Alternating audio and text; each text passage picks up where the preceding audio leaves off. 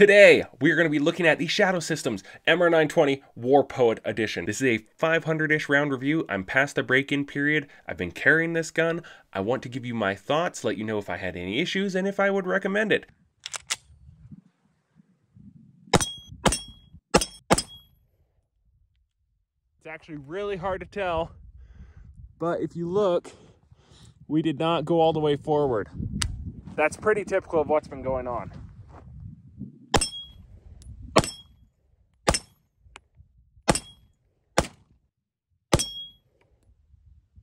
Okay, same thing happened. It did not, ooh, we got a little bit stuck here.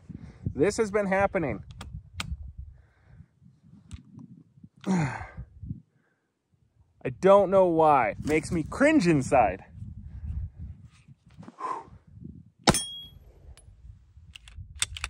We got a couple more. So you've seen what, 2 malfunctions now? We only have a couple more rounds left.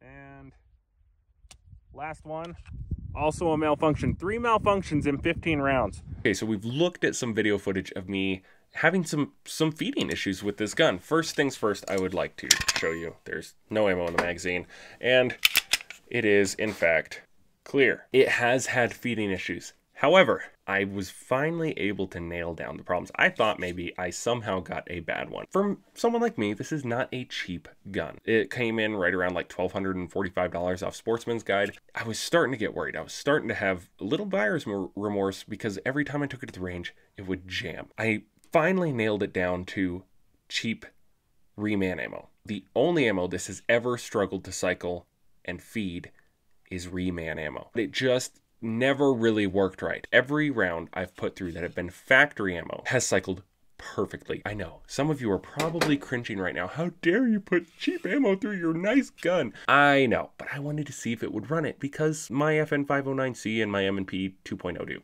And I know, 2 vastly different guns. This gun literally cost as much as both of those together. I understand. I was curious because most people that buy these guns don't put crappy ammo through them. Shadow Systems repeatedly says you don't have to be nice to your gun. I promise I'll never put that kind of ammo through it again because it doesn't like it. But that's what I had at the moment, so that's what I went with. It caused a couple problems, but all in all, now that I figured that out, I have had 0 issues with it. Now, this is the MR920, not the DR920, so this is still a compact. It's a Glock 19 size. Overall, it fits really well in my hand. The flared magwell actually helps. I know some people don't like it. I do. It really helps me get a good grip on there. It fits my hands perfectly. I don't have giant hands. I also like the racing bar, or whatever the heck they call that. Place your thumb on. It is just absolutely beautiful. But the green front sight, glow in the dark, it's great. Seriously, the slide serrations, absolutely love. Easy to grip from the top, easy to grip from underneath the top. I like it. You can grab from back here because the slide serrations back here are grippy. I really love this firearm. It's comfortable, and it's probably as close to a full-size firearm as I will ever conceal carry.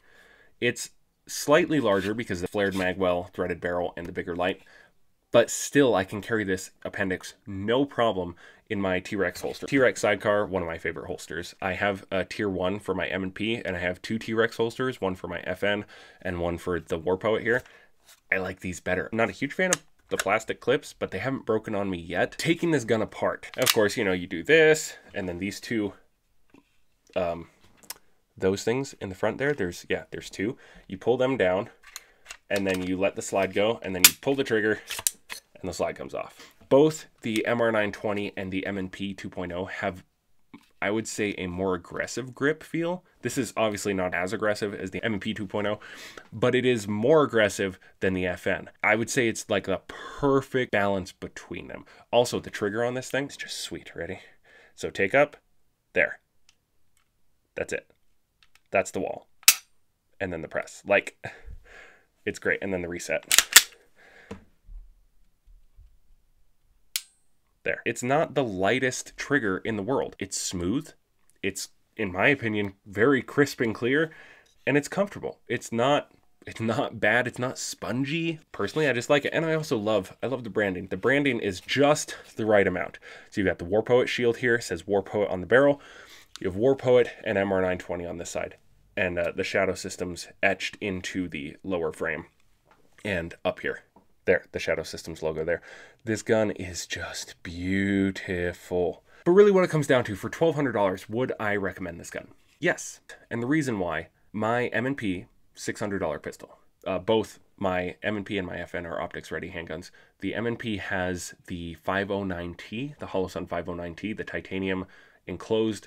But that sucker's like $400. And then you throw in a $125 light with TLR7, you're now at a $1,000 handgun. Cool. Same thing with the FN. You buy a $600 handgun, you're sitting with a $1,000 handgun by the time you get just a light and a red dot. You don't have to have a red dot. Saves you a lot of money. But if you're going to buy a gun with a red dot, this one comes with the red dot. Didn't come with the flashlight, so I guess up it to like, what, $14.25. But the other upgrades you're getting make it, in my opinion, worth it. This is a fluted barrel, your recoil spring assembly. Everything in this gun is top tier, but you're not having to pay the $2,000 or $1,800 if you were to customize your own Glock. I'm not the first person to say that. But instead of buying a Glock and upgrading, I saw this and I was like, okay, when I go to buy a version of a Glock, that's what I'm getting. I cannot recommend it enough if you have the money to put into a gun that's $1,300. I waited for years. Got it for my birthday this year. No regrets. All of that being said, if you already have something like an M&P or a Glock 19 or an FN 509 or, you know, even a P365, if that floats your boat, you don't need to upgrade. Your concealed carry gun is just fine. It's reliable. It's going to do its job. If you like the carry gun you have and it functions well and you've trained with it and you're used to it, use that. I'm not saying you need to go out and buy this, but for someone who has the money and someone who is looking at upgrading their gun to be like a nice tricked out kind of gun, you could just start with this and actually save money. I would recommend it in that case. I can't recommend it for everyone because it's not for everyone. I, however, am absolutely beyond pleased with this gun. Anyway, guys, I hope you enjoyed this review of the Shadow Systems MR920 WarPoet Edition. It is my favorite carry gun of all time up to this point.